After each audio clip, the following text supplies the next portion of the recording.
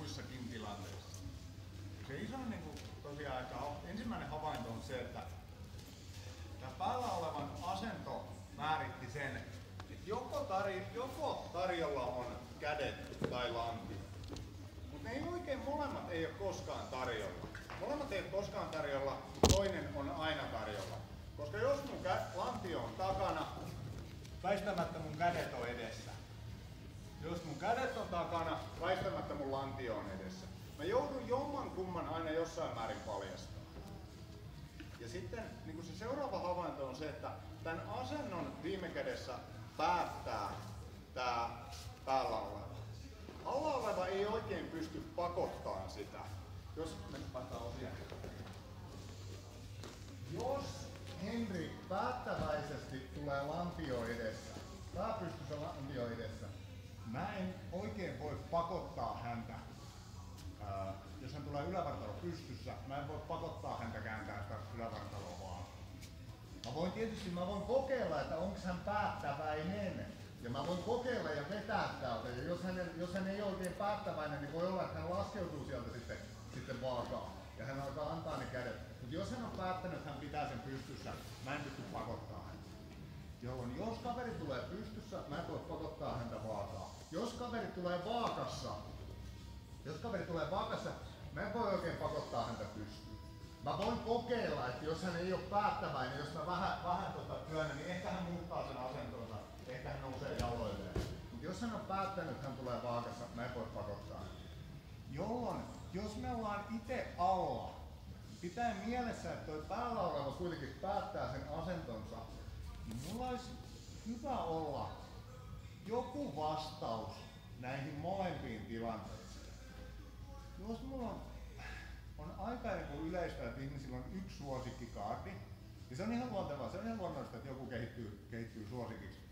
Mutta jos mulla on yksi kaardi, niin mä oon vähän haavoittuva silleen, että jos se kaveri ottaakin ton perusasennon väärin, jos mä oon ihan delari vaan tykästynyt, ja sitten se kaveri tuleekin vaakassa, niin mulla ei ole delari. Tai jos mä oon tykästynyt näihin kaverin käsiin, mitä me sanotaan rubberkaardi. Mä oon tykästynyt, mä aina tykkäsin tää rubberkaardia. Mut mitä jos se kaveri tuleekin pystyssä? Nyt mulla ei oo mitään. Sen takia se mun suositus olisi, että mulla olisi yksi kaardi, tai sanotaan, että joku järkevä vastaus näihin molempiin perustilanteisiin. Jos se kaveri tulee lantio edessä, hän on päättänyt, että hän tulee pystyssä, mä en pääse käsiin, mutta mä pääsen lantioon. Ja mulla olisi joku vastaus siihen. Se vastaus voi olla delariva, se voi olla perinpolo, se voi olla yhden jalan X, se voi olla X-kaardi, se voi olla syväpuolikaardi. Joku vastaus, mikä hyökkää tuohon kaverin lantioon. Siltä varalta, että se kaveri päättää otella tuossa asennossa. Ja jos se kaveri päättää tulla vaakassa, mulla olisi joku hyökkäys noihin kaverin käsiin. Ja se voi olla ihan niin kuin pelkästään tuo käsimetotyyppinen oli jo ihan hyvä lähtö. Se voi olla joku rubberkaardimainen, se voi olla, mitä viimeisemmällä käytiin Williams-kaardia, se voi olla joku tämmönen high-kaardimainen, joku mikä hyökkää kaverin käsiin. Yksi mikä hyökkää lantioon, yksi mikä hyökkää käsiin. Koska silloin mulla on joku vastaus siihen, että jos se kaveri valitseekin sen otteluasennon, perusasennon niin eri tavoin kuin mä haluaisin. Ja se miksi tähän ehkä kannattaa kiinnittää huomioon on se, että silloin kun treenaa samojen ihmisten kanssa, samojen harjoituskavereiden kanssa, ne yleensä käyttää samaa perusasentoa. Ja silloin on se riski, että sulle kehittyy vaan yksi kaardi. Koska jos sun kaikki kaverit tulee ylävartalo pystyssä, sä kehität vaan sen lantioon hyökkäävän kaardin. Jos sun kaikki kaverit tulee ylävartalon vaakassa, sä kehität vaan sen käsiin hyökkäävän kaardin. Mutta sulla olisi joku kaardi näihin molempiin tilanteisiin. Silloin meillä on niin joku järkevä vastaus, koska me ei voida sitä kaveria pakottaa. Sitä kaverin perusasentoa ei oikein voida pakottaa.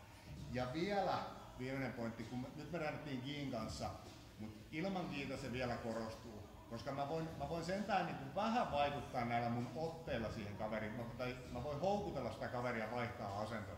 Sitten jos se kaveri on seisalta, mulla ei ole otteita, sit mulla ei ole mitään keinoa muuttaa sitä perusasentoa. Mun täytyy vaan sopeutua.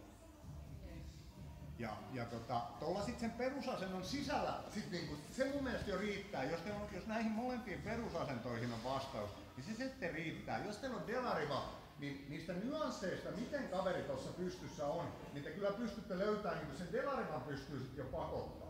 Tai se X-cardin pystyy pakottaa. Se on niinku mahdollista, mutta sitä perusasentoa on vaikea muuttaa. Jos se rubbercardi on se juttu, niin te löydätte kyllä tapoja aina päätyä siihen rubbercardiin tuosta perusasennosta. Jos se kaveri tulee väärässä perusasennossa, niin sit on vaikea pakottaa.